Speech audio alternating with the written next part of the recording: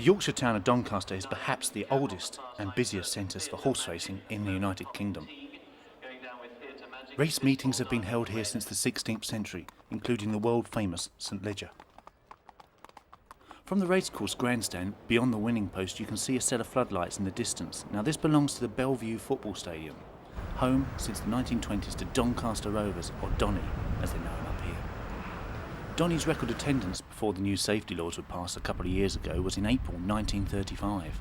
It was a Thursday afternoon of all days when over 23,000 crammed into the tiny stadium. Today the capacity is just 8,000, and with an average of less than 2,000, the name of the game is survival. The ground urgently needs repairs and a lick of paint here and there, but it has two unique features that no other ground possesses. Firstly, there are two tunnels in which teams can emerge through. And if you were thinking of flying in to watch the boys, hazard warning lights have been placed on top of the floodlights. This is to enable you to land safely in the airport, which is situated behind the ground. It's all a far cry from their halcyon days, but a new lease of life has been injected into the club. The former Chelsea and England striker Kerry Dixon has taken on the role as Donny's first player manager. With a career in football management now averaging around 15 months, even seasoned campaigners can find the going tough, let alone a rookie manager. But was it a side of the game Kerry aspired to? I've always wanted to be in coaching or management. Certainly in the last 3 years, I've been actively looking to get into that side of the game. I decided to take the job off my own back.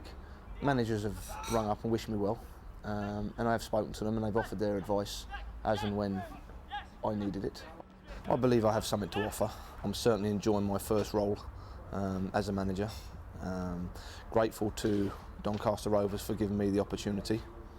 And at the moment the players are responding to what I'm trying to do. I think it's a big task. I think that it's not going to be easy. But I think if you're going to be a manager, and certainly if you're going to be a manager at the top level, it's not a bad thing to learn the trade, if you like, at the lower levels, to actually see the whole sphere, if you like. With all the pressures of being Donny's first player manager, how long can he continue playing? I still think I can do a job on the field at this level. There'll obviously come a time when you will have to pack it in, and I'll want to try and prolong my playing career as long as possible. But at the same time, I'm not foolish enough to make managerial decisions, like, for example, put myself in when I'm not capable of doing the job. If I feel that the team are benefiting by me playing, then I will do so. If not, then I won't. Which aspects of the job has he found the hardest to deal with? We have regular trial games, and obviously you get people ringing up and the lads come in after the trials if they haven't done particularly well, and you have to tell them, sorry son. It's a particularly tough task, but I mean that's what management is all about, and you've got to take the tough tasks with the pleasurable ones, if you like. And I wouldn't have said that there's anything really tough. I think generally it's just that it's a pressure situation all of the time, and you have to keep in control, and you have to keep on top of everything. And so another player enters the hazardous world of football management. Is it a side of the game he will get used to? I can understand why they say managers go grey, they lose their hair, they have stress, and I mean it is a tough job.